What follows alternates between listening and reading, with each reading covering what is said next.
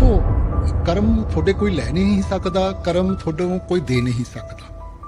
जो भी कदम चुकांगे ਉਹਦਾ कर्म बनूगा और कर्म ਦਾ ਹਿਸਾਬ ਕਿਤਾਬ ਸਾਨੂੰ ਦੇਣਾ ਪਊਗਾ। ਆਪਾਂ ਕਿਸੇ ਵੀ ਡੇਰੇ ਤੇ ਚਲੇ ਜਾਈਏ, ਕਿਸੇ ਵੀ ਮਹਾਪੁਰਖ ਦੇ ਦਰਸ਼ਨ ਕਰਕੇ ਮੱਥਾ ਟੇਕ ਕੇ ਆਸ਼ੀਰਵਾਦ ਲੈ ਕੇ ਜੋ ਮਰਜ਼ੀ ਕਰ ਲਈਏ, मगर कर्म थोड़ा रहूगा, ये नहीं कोई लै सकता। सभी ये कहते हैं कि जो कर्म में लिख रखा है वो तो भोगना ही पड़ेगा। ये कबीर परमेश्वर के पास वो परम शक्ति है कि आपके प्रारब्ध के संकट को भी वो काट सकता है, कर्म पाप कर्म को काट सकते हैं। राधा स्वामी जी गुरविंदर सिंह जी का कहना है कि पाप कर्म को कोई काट नहीं सकता, पाप कर्म आपको भोगने ही पड़ेंगे, और कहीं ना कहीं वे भी कैंसर से पीड़ित है। तो वही दूसरी तरफ सतगुरु रामपाल जी महाराज जी का कहना है कि पाप कर्म को काटा जा सकता है, पूर्ण गुरु जो होता है पाप कर्म काट देता है।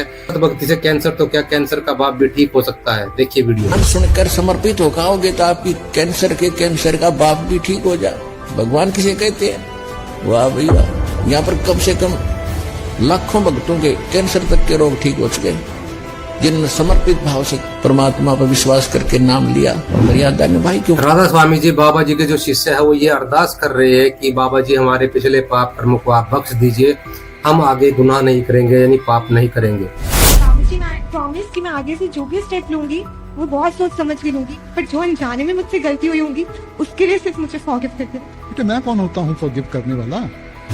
देखा अभी आपने राधा स्वामी जी जो बाबा जी है गुरविंदर सिंह जी महाराज, उन्होंने खुद मना कर दिया कि मैं कौन होता हूँ पापों को बख्शने वाला, यानी कि उनका कहने का मतलब है कि ये तो भोगने ही पड़ेंगे।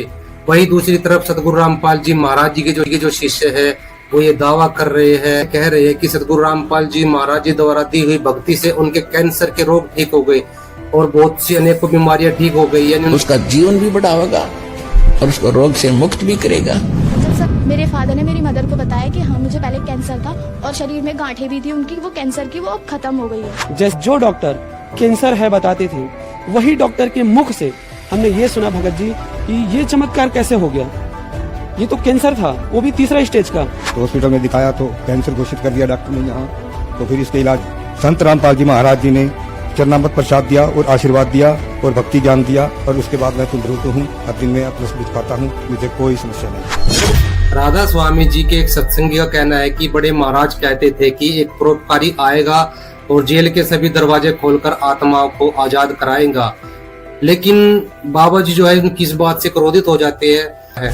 मेरा दूसरा सवाल है, बाबा जी बड़े महाराज जी फरमाते थे एक परोपकारी आता है और जेल के दरवाजे खोलकर कैदियों को आजाद कराता है, हम सब जीव भी कैद हैं, हम पर दया करो, इन आत्माओं को इस काल के जाल से इस लोक से मुक्त। ਇਹਦਾ ਪਹਿਲਾ ਹਿੱਸਾ ਵੀ ਸੁਣਾ ਦੇਣਾ ਸੀ ਕਿ ਮਹਾਰਾਜ ਜੀ ਕੀ ਕਿਹਾ ਕਰਦੇ ਸੀਗੇ। ਮੁਕਤੀ ਚਾਹੁੰਦਾ ਕੌਣ ਹੈ? ਅਸੀਂ ਤਾਂ ਕੋਈ ਬੱਚੇ ਚਾਹੁੰਦਾ है, कोई दौलत चाहता है, कोई कुर्सी चाहता है, कोई कुछ चाहता है। देखो जी बाबा जी जो कैदी हैं वो तो मुक्ति ही चाहते हैं, वो तो ये नहीं ਐਵੇਂ ਕਹਿਣ ਦੀਆਂ ਗੱਲਾਂ ਮੁਕਤੀ ਚਾਹੁੰਦੇ हैं तो फिर दिखाओ अपनी करनी ਵਿੱਚ। दूसरी तरफ सतगुरु रामपाल जी महाराज जी जो है कबीर सागर से प्रमाण दिखाते हैं। 600 साल पहले कबीर साहिब ने बताया था कि जब कलयुग 5500 वर्ष बीत जाएगा एक महापुरुष जग तारण को आएगा, यानी जग तारण को, यानी विश्व को जो है काल के जाल से आजाद कराएगा। ये कबीर सागर है और इसके सबसम बोध नामक एक चैप्टर है और खंड इसका वही बोध सागर खंड है। 170 पृष्ठ से यहाँ से देखिए, ये सत्य कबीर वचन यानी परमात्मा की पृष्ठ से सबसम वेद बोध सब। अब 5 सहस और 500 यानी 5500 जब कलयुग बीत जाए, महापुरुष फरमान तब जग तारण को आए।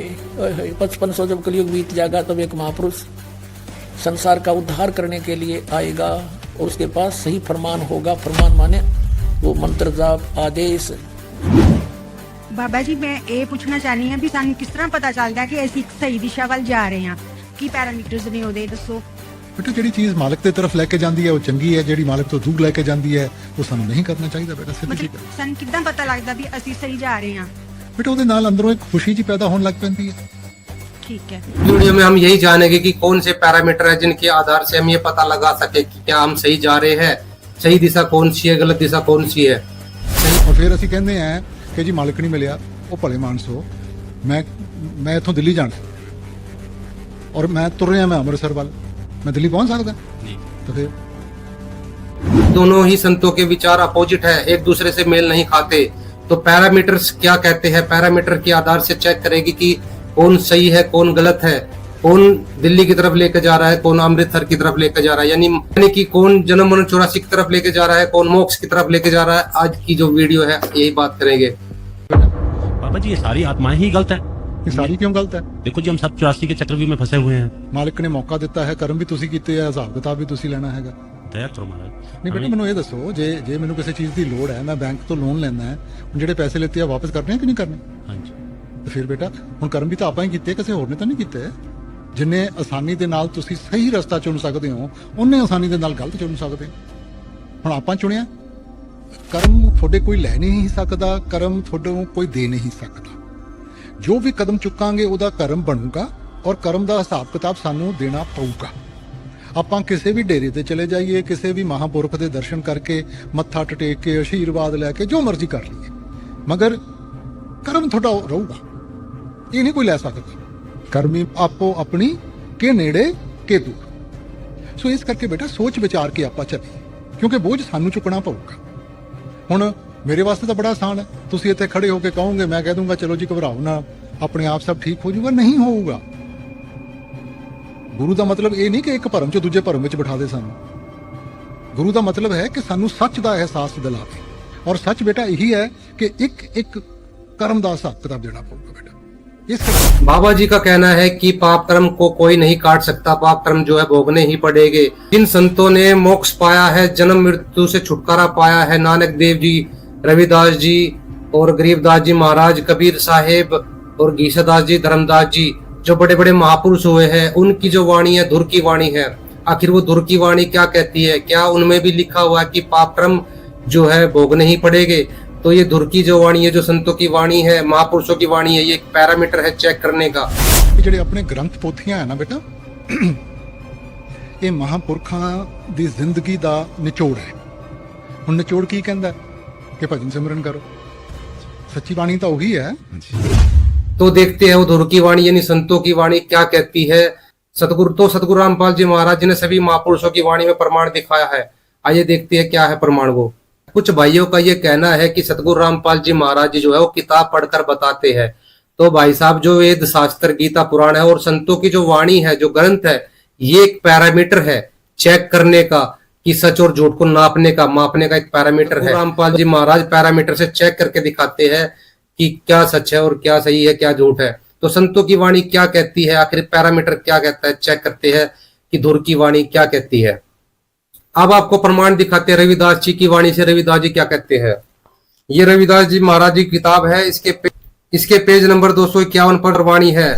रविदास सत एक नाम है, आदि अंत सचुनाम है, हनन करे सब पाप ताप, संत सुखन करी खान।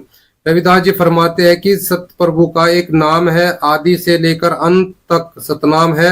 यह जीवों के सारे पापों और तीनों तापों को नष्ट कर देता है और सुखों की खान है। तो ये सतनाम जो है 2 अक्षर का जाप है। ये सतनाम कोई जाप नहीं है। नानक देव जी ने इन 2 अक्षर का जाप किया। इस सतनाम का अगर कौन सा सतनाम है तो ये वीडियो जाकर देखिए, पूरी वीडियो। इसमें आपको सार शब्द और सतनाम जो नानक देव जी जाप कर रहे थे, कि कौन सा वो मंत्र था जिससे पाप नाश हुए, इस वीडियो में आपको क्लियर मिल जाएगा प्रमाण के साथ। वो पैरामीटर से चेक करके सतगुरु रामपाल जी महाराज जी ने बताया है। और अब आगे अभी और प्रमाण दिखाते हैं कि सत भक्ति से, सत मंत्रों से पाप कर्म नाश हो जाते हैं। इस पुस्तक के 282 पेज पर 200 नंबर वाणी है। सुमरन कोटि अगन की होवे समन रविदास, दास जू की अगन निर्मूल्य परम ज्योत परम प्रकाश। यहाँ पर अगन का अर्थ है पाप अंगार ही। ये संस्कृत भाषा का शब्द है अगन। अगन का अर्थ होता पाप। तो सतगुरु रविदास महाराज जी उपदेश देते हैं कि प्रभु का सिमरन करोड़ों पापों का नाश करने वाला है। प्रभु की परम ज्योति के प्रकाश के समय सारे अवगुण और दुख नष्ट हो जाते हैं, दूर हो जाते हैं। तो बाबा जी ने फरमाया है कि पाप कर्म नाश नहीं होते। गीता तो संतों की वाणी क्या कहती है, आखिर पैरामीटर क्या कहता है, चेक करते हैं कि धुर की वाणी क्या कहती है। कबीर साहिब की वाणी, जब ही सतनाम हृदय धरो भयो पाप को नाश, मानो चिंगारी अग्नि की पड़ी पुरानी घास।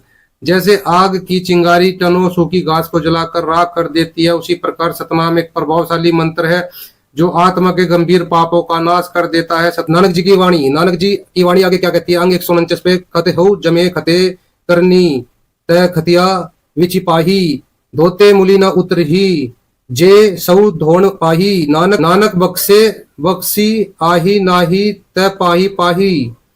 हम जीवों के जन्म पूर्वकृत पापों के कारण हुए हैं। हम जन्म लेकर अब फिर पाप किए जा रहे हैं और अगले जन्मों में भी हम पाप कर्मों से ही पड़ेंगे। हमारे यह पाप धर्म कर्म से नहीं मिटते, चाहे हम हजारों बार तीर्थ स्नान करके पाप धोने का प्रयास ही क्यों न कर ले। हे नानक, यदि परमात्मा अक्षमादान कर दे तो यह पाप अक्षमा कर दिए जाते हैं, नहीं तो ज्योतियां ही पड़ती है, अर्थात अनंत प्रताड़ना मिलती है। तो संतों की वाणी रूपी पैरामीटर से चेक करके दिखा दिया है कि पाप का नाश किया जा सकता है। तो इस चीज पर सतगुरु रामपाल जी महाराज जी खड़े उतरते हैं, जबकि राधा स्वामी जी जो है यहाँ पर झूठे सिद्ध होते हैं। आगे दिखाते श्रीमद् भागवत गीता से प्रमाण। आइए जानते हैं श्रीमद् भागवत गीता का जो पैरामीटर है वो क्या कहता है। भागवत गीता आइए गीता प्रेस गोरखपुर से प्रकाशित है और इसके हम आते हैं अध्याय 4 के और श्लोक नंबर 36 पे। यदि तू अन्य सब पापियों से भी अधिक पाप करने वाला है तो भी तू ज्ञान रूप नौका द्वारा निसंदेह संपूर्ण पाप समुद्र से भली भांति तर जाएगा। हे अर्जुन, जैसे प्रज्वलित अग्नि ईंधनों को भस्म कर देता है, वैसे ही ज्ञान रूप अग्नि संपूर्ण कर्मों को भस्म कर देता है। जो बात संतों ने बताई है वही बात भागवत गीता ने भी बताई है। ये श्रीमद् भागवत गीता का जो पैरामीटर है वो भी यही बता रहा है कि घोर पापों का भी नाश किया जा सकता है। जैसे बहुत बड़े ईंधन में एक अग्नि की जो छोटी सी चिंगारी लगा दी जाए वो सभी ईंधन को जलाकर राख कर देती है। ऐसे भागवत गीता का पैरामीटर भी यही कह रहा है कि हमारे सभी अगले पिछले सभी पापों, घोर पापों का नाश हो जाता है, चाहे वो धर्मराज के दरबार में रखे हुए संचित कर्म हो, चाहे प्रारंभ हो, या फिर क्रियावान जो कर्म है, हम जो हमारे पैरों के नीचे जीव जंतु मरते हैं, सभी अगले पिछले पाप कर्मों का नाश हो जाता है जो सत भक्ति है और पूर्ण मन परमात्मा का जो तत्व ज्ञान है उसके द्वारा। तो हिंदू धर्म में सबसे ऊंचे माने जाते वेद हिंदू धर्म में सबसे ऊंचे माने जाते हैं और सबसे पुरातन जो है वो वेद है सनातन धर्म के। तो वेद क्या कहते हैं, आइए देखते हैं वेदों का पैरामीटर क्या कहते हैं। अब आम आदमी इतना प्रभावित है नकली ऋषियों से कि वो सच्चे हैं और अन्य व्यक्ति कुछ भी कहता रहो वो सही लिख कर गए होंगे। इसलिए परमात्मा ने दया कर इस प्रोजेक्टर की, और ताकि आप स्वयं देख सके।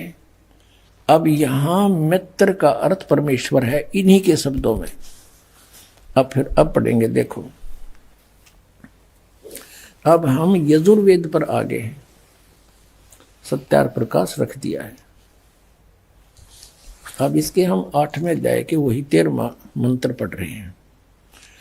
हे सब के उपकार करने वाले मित्र यानी परमेश्वर, आप देव कर्तस्य दान देने वाले के, एनस्य माने अपराध के, पाप के, एनस्य माने अपराध कहो चाहे पाप को, इसी के शब्दों में एनस्य माने पाप के, दूर करने वाले हो, नाश करने वाले हो, छुड़वाने वाले हो, क्षमा करने वाले हो, कुछ भी बोलो इन शब्दों को। एनस्य माने पाप के, एनस्य माने अपराध कहो चाहे पाप कहो, नाश करने वाले हो, दान देने वाले के, और मनुष्य कर्तस्य साधारण मनुष्य के किए हुए, एनस्य माने अपराध यानी पाप के विनाश करने वाले हो। और पितृ कर्तस्य पिता के किए हुए, एनस्य माने विरोधाचरण के, नहीं पाप के लिखना चाहिए। इसलिए अच्छी तरह हरने वाले हो यानी दूर करने वाले हो, अपने किए हुए पाप के दूर करने वाले हो। एनस्य अधर्म के अधर्म यानी पाप के पाप, घोर पाप के नाश करने हारे हो। विद्वान यानी जानता हुआ मैं जो कुछ भी अधर्म आचरण किया करता हूँ वह करूँ, अनजान में जो कुछ भी किया करता हूँ वह करूँ, उस सब एनस्य माने पाप के दूर करने वाले हो। युद्ध परमात्मा के तनु का है वेद ज्ञानता था कि वो परम अक्षर ब्रह्म है, वो घोर पाप का भी नाश कर देता है, घोर पाप के, और जो कुछ भी करता हूँ या करूँ उसको भी पाप नाश कर देता है। और ये ये कहते हैं पाप नाश भगवान नहीं कर सकता। तो अब क्या सिद्ध हुआ कि वेद ज्ञान सच्चा है, इसको सभी मानते हैं, और वेदों में परमात्मा की महिमा है, परमात्मा की जो गुण लिखे हैं वेदों में, और इसके विपरीत जिसका अपना अनुभव कुछ भी है वह वेद विरुद्ध है, वो झूठा है। और प्रतिदिन के करे हुए कर्मों का भी डेली नाश होता है इस भक्ति के करने से। जैसे साबुन, कपड़े का मैल लग गया, साबुन लाया, साफ हो गया। हम डेली सत भक्ति करते हैं, इससे जो अनजाने के कर्म होते हैं वो भी पाप नाश होते हैं हमारे, और प्रारब्ध तो होने होने हैं। इसके लिए परमात्मा कहते हैं मोती मुक्ता दर्शत नाही, ये जग है सब अंदरे, दिखत के तो नैन चश्म इनका, फिरा मोतिया बंदरे। अब क्या बताते हैं कि मोती मुक्ता दर्शत नाही, ये जग है सब अंदरे, और दिखत के तो नैन चश्म इनका, फिरा मोतिया बंदरे। ये दिखे थे विद्वान, जैसे किसी मोतियाबिंद हो जाता है तो उसकी आंखें बड़ी स्वस्थ दिखाई देती हैं, और उसने दिखता कती नहीं। तो हमने सभी पैरामीटर से चेक करके दिखा दिया, नानक देव जी की वाणी, रविदास जी, सभी संतों की वाणी से हमने ये चेक करके दिखाया, और वेद और गीता रूपी पैरामीटर से भी चेक करके दिखाया कि जो सतगुरु रामपाल जी महाराज जी है वो बिल्कुल सही बोल रहे हैं, और जो गुरविंदर सिंह जी जो महाराज है वो कहते हैं कि पाप कर्म नाश नहीं होते, पाप कर्म भोगने ही पड़ेंगे, वो बिल्कुल सरासर गलत है। क्योंकि आप देखिए, चाहे प्रेमानंद जी महाराज हो, चाहे गुरविंदर सिंह जी महाराज हो, ये सभी किसी न किसी बीमारी जूझ रहे हैं। तो बताया जाता है कि गुरविंदर सिंह महाराज जी को कैंसर है, तो इनके जो शिष्य है वो ये कहते हैं कि भाई गुरविंदर सिंह जी ने जो है, एक जो उनके जो कोई शिष्य थे उनको कैंसर हो रहा था, तो गुरविंदर सिंह महाराज ने जो है उनको ठीक कर दिया और उनका जो कैंसर अपने ऊपर ले लिया। तो ये कोई बात नहीं होती कि भाई दूसरे को ठीक करने के लिए उसकी बीमारी अपने ऊपर ली जाए। सतगुरु देव जो सतगुरु होता है वो काट देता है। जैसे 600 साल पहले कबीर साहब आए थे, उन्होंने सैकड़ों कोड़ियों का कोड ठीक किया था और ना जाने कितनों की बीमारियां ठीक की थी, तो कबीर साहब बिल्कुल भी बीमार नहीं पड़े। रविदास जी हुए, नानक देव जी हुए, और भी बड़े बड़े गरीबदास जी महाराज, गीसादास जी महाराज, धर्मदास जी महाराज, ये कभी बीमार हुए हो, उनको कोई भयंकर बीमारी हुई हो? सतगुरु तो ये भी थे, इनके भी लाखों शिष्य थे, ये कभी बीमार पड़े, इनको कोई भयंकर बीमारी हुई? क्या इनके चेले नहीं थे? इन्होंने शिष्यों को ठीक नहीं किया?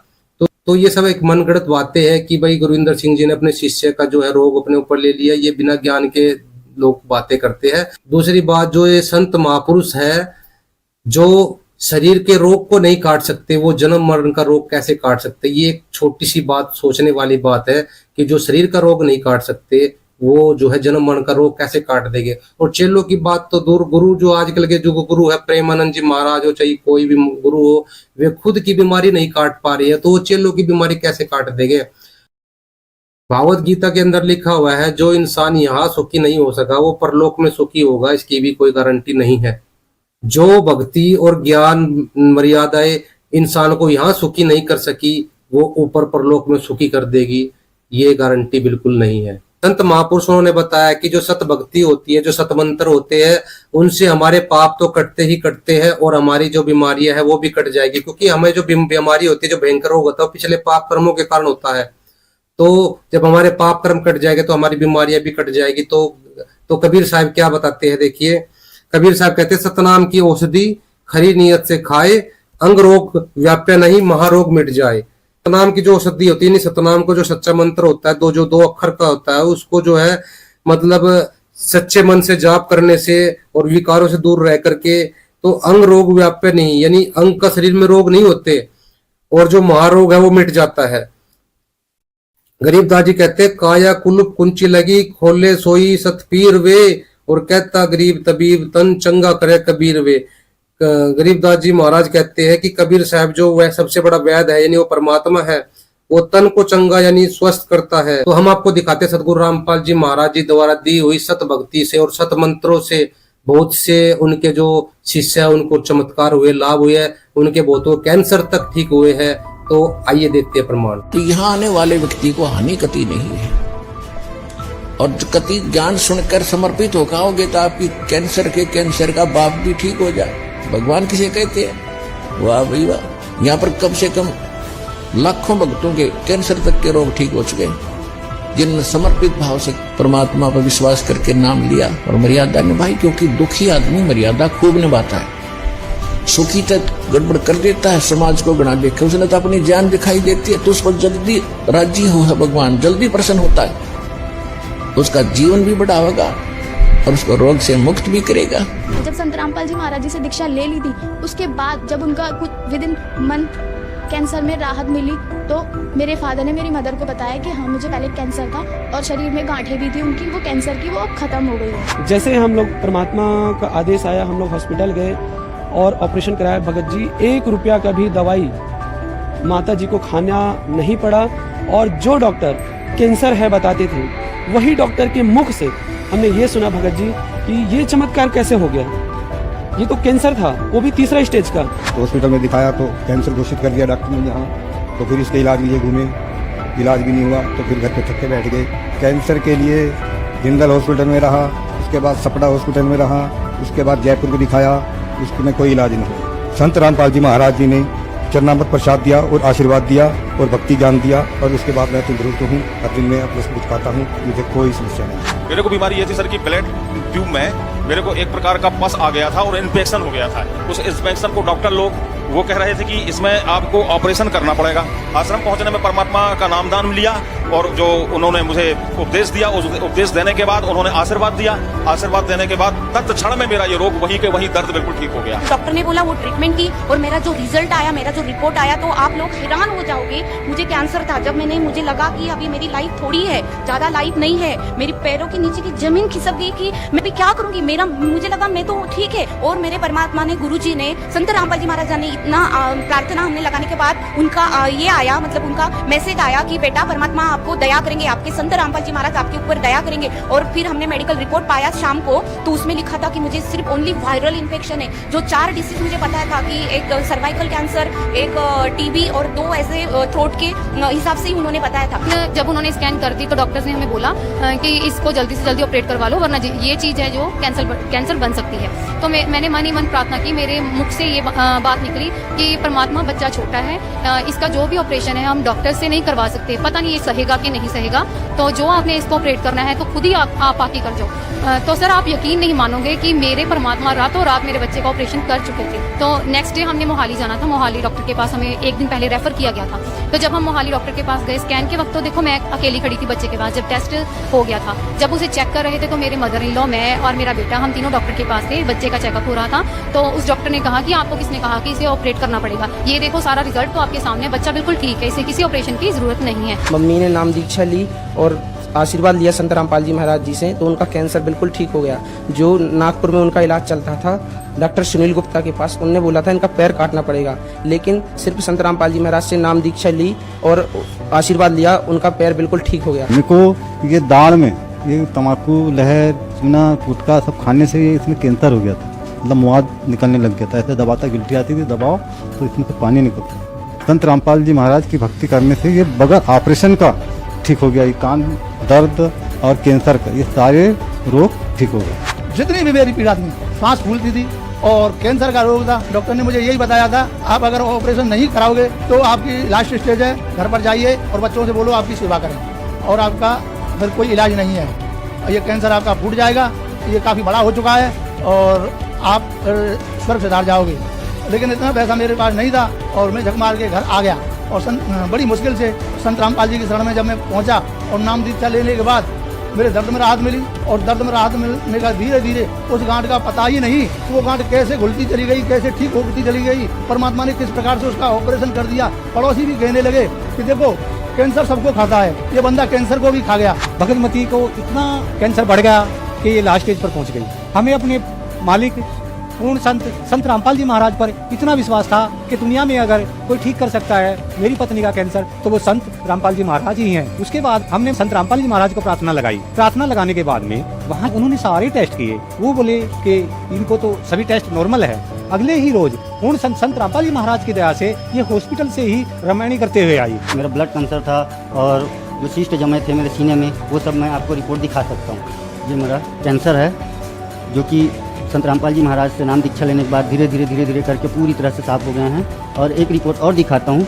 जिसमें सिस्ट लगा हुआ है, जिसे ऑपरेशन करने के जो डॉक्टर बताए थे, ऑपरेशन करने से या सिस्ट फट जाने से आपकी मृत्यु भी हो सकती है। जो ये सिस्ट जो काला काला सा ब्लड का जो हिस्सा है, इसे ब्लड कैंसर कहते हैं। यही सब कारण था मेरे शरीर में, जो गुरुजी मतलब संत रामपाल जी महाराज जी से नाम दीक्षा लेने के बाद धीरे धीरे सारी संकट दूर हो गई। डॉक्टर ने बोला कि रीढ़ की हड्डी का पानी निकाला तो टेस्ट के लिए गया, बोले इनको तो ब्लड कैंसर है। अब ब्लड कैंसर सुन के सबके मतलब होश उड़ गए कि अब तो मेरा लड़का नहीं बचेगा। लेकिन मुझे विश्वास था संत रामपाल जी महाराज पे कि परमात्मा सत्संग में ये बताते हैं कि जो स्त्री सदगुरु रामपाल जी महाराज की पूर्ण परमात्मा की जो भक्ति करती है वो कभी विधवा नहीं होती, और जो माता पिता पूर्ण परमात्मा की भक्ति करते हैं, सद्भक्ति करते हैं, उनके सामने उनके बच्चों की मौत नहीं होती।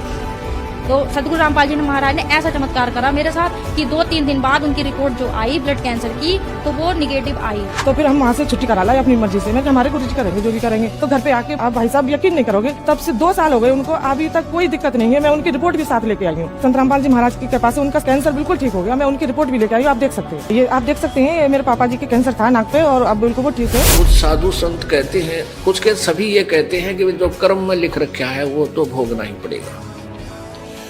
अब दुखी आत्मा जिसके ऊपर आपत्ति आएगी, आपत्ति किस चीज से आती है? पाप कर्मों से। पुण्य से जीव को सुख होता है और पाप से दुख। जब संकट आता है किसी प्रकार का, चाहे शारीरिक है, चाहे कोई और मानसिक परेशानी है, या कोई और किसी प्रकार का घर में या पशु हानि होती है, धन हानि होती है, तो ये उसी समय होती है जब पाप कर्म प्रारंभ हो जाते हैं। जब तक पुण्य चलते हैं ये प्राणी सुखी रहता है, चाहे ये कितने पाप करे, बुरे से बुरे कर्म भी करते हैं, मांस भी खाते हैं, शराब भी पीते हैं, बीड़ी भी पीते हैं, तम्बाकू भी खाते हैं, चोरी भी करते हैं, हत्याएं भी कर देते हैं, और वो लोग भी सुखी नजर आते हैं क्योंकि उनके पुण्य चल रहे हैं प्रारब्ध वाले। और जिस दिन वो पुण्य समाप्त हो जाएंगे फिर पाप कर्मों का दौर शुरू होगा, और फिर देखना उसकी क्या दुर्गति होगी। किसी की को अंधा हो जाएगा, किसी का कैंसर हो जाएगी, कीड़े पड़ेंगे, टांग टूट जाएगी, एक फिर परिवार में ऐसे ही कई हानियां हो जाएंगी। फिर वो रोएगा क्योंकि उसके पुण्य खत्म हो गए। फिर वो चलता है साधु संतों के पास, क्योंकि सबको पता है कि परमात्मा संत रूप में आता है। कबीर परमेश्वर अपनी महिमा आप ही बताते हैं कि पर्वत पर्वत में फिरा कारण अपने राम, राम जैसे संत मिले जिन सारे सब काम। तो फिर ये संतों के पास जाती बोली आत्माएं, जाते ही वो संत कोई ना कोई उनको जंतर मंत्र बताता है, ऐसा कर दे, ऐसा पूजा कर दे, ऐसे 11 रुपये रख दे, या ऐसे वहां एक भंडारा करवा दे। उसके बावजूद भी उनको कोई लाभ नहीं होता है। फिर वो संत कह देते हैं भाई ये तो कर्म का भोग है, तुझे भोगना ही पड़ेगा, भक्ति कर ले आगे सुख हो जाएगा। अरे भले आदमी पैर में कांटा लग गया आपके और वो टूट गया, दिखाई नहीं देता, और पीड़ा कांटे के कारण हो रही है। आप जाते हो दूसरे को दिखाते हो मेरे पैर में दर्द हो रहा है, उसने देखा साफ करके कि कांटा लग गया है, इस कांटे के कारण पीड़ा है। अब वो व्यक्ति ये कहे कि कांटा तो निकल नहीं सकता, अब जूता पहन ले, आगे कांटा नहीं लगेगा।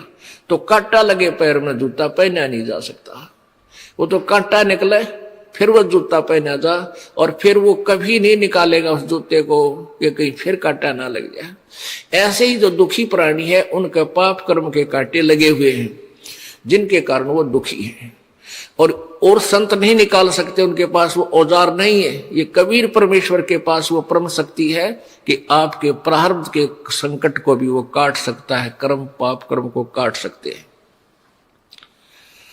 और यहां आने के बाद प्राणी फिर सुखी होते हैं, उनके दुख दूर होते हैं। और फिर उनसे ये दास कहता है कि बीड़ी शराब मांस तम्बाकू जिंदगी में नहीं पीना, ना चोरी करना, ना मिलावट करना, ना ठगी करना, ना किसी की हिंसा करना। तो फिर वो प्राणी बिल्कुल कान पकड़ लेता है, उसको पता है कि मैंने पिछले जुल्म किए थे, आज मेरे साथ क्या क्या हो रहा है, और आगे करूंगा तो मेरे ऊपर वो पहाड़ फिर टूट पड़ेगा वो आपत्तियों का। तो इस डर के मारे वो जूता यानी राम नाम का जूता कभी नहीं निकालेगा। वो कभी अपना नाम खंड नहीं करेगा और भक्ति नहीं छोड़ेगा, फिर डट के भक्ति करेगा। और जिसके कोई संकट निवारण नहीं होए तो वो भक्ति कर ही नहीं सकता, क्योंकि उसकी उस टेंशन बनी रहती है, वह सोई वहीं रहेगी।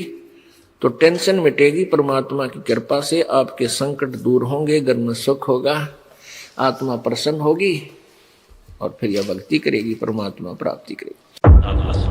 बाबा जी, जब आत्मा को काल भगवान के हवाले किया गया तो उसे सारे बुरे ही टीचर क्यों मिले, अच्छे टीचर क्यों नहीं मिले भी उसको अच्छे रास्ते दिखा सके? सारे 84 ही चक्र में क्यों फंसे हुए हैं? ਉਹ ਬੇਟਾ ਤੁਸੀਂ ਬੱਚੇ ਨੂੰ ਭੇਜਦੇ ਹੋ ਪੜ੍ਹਾਈ ਕਰਨ ਵਾਸਤੇ, ਹਾਂਜੀ ਠੀਕ ਹੈ, ਹੁਣ ਭੇਜਦੇ ਹੋ ਤਾਂ ਚੰਗੇ ਵਾਸਤੇ ਹੀ ਹੈ। ਹੁਣ ਉੱਥੇ ਜਾ ਕੇ ਉਹ ਗਲਤ ਇਲਤਾਂ ਸਿੱਖ ਲੈਂਦਾ ਹੈ ਜਾਂ ਉਹ ਪ੍ਰਭਾਵਿਤ ਹੋ ਜਾਂਦਾ ਹੈਗਾ, ਗਲਤ ਕੰਪਨੀ 'ਚ ਚਲੇ ਜਾਂਦਾ ਹੈ, ਤਾਂ ਗਲਤੀ ਕਿਹਦੀ ਹੈ ਬੇਟਾ? एक सत्संगी भाई ने बहुत ही अच्छा सवाल किया है। उन्होंने कहा है कि इस आत्मा को बुरे टीचर ही क्यों मिले, अच्छे टीचर क्यों नहीं मिले। तो बाबा जी ने जो जवाब दिया है, उन्होंने कहा कि भाई ये तो आत्माओं की गलती है, वो गलत संगति में चली जाती है तो गलत दिशा पकड़ लेती है, तो उसको गलत कर्म भोगने पड़ेंगे, तो आत्माओं की गलती है ना। देखिए जो दत्तात्रेय हुए हैं, उन्होंने अच्छा टीचर ढूंढने के लिए 24 गुरु बनाए थे, 24 गुरु, यानी उन्होंने 24 गुरु बनाए, जब 24 गुरु के बाद उनको अच्छा गुरु मिला था। लेकिन आजकल के लोग ऐसे हो रहे हैं, जहाँ भी भीड़ देखी, ज्यादा संख्या में लोग दिखाई दिए, वहीं पे माथा टेक देते हैं, उसी को ही अच्छा गुरु पूर्ण गुरु मान बैठते हैं। देखिए सभी अच्छे गुरु हैं, हम किसी को गलत नहीं बताते, लेकिन अच्छा गुरु पूर्ण गुरु जो आत्माओं को काल से छुटवाने वाला, वो जो है वो करोड़ों में यानी अरबों में कोई एक ही होता है। ये संतों की वाणी में प्रमाण है, हम आपको बताएंगे।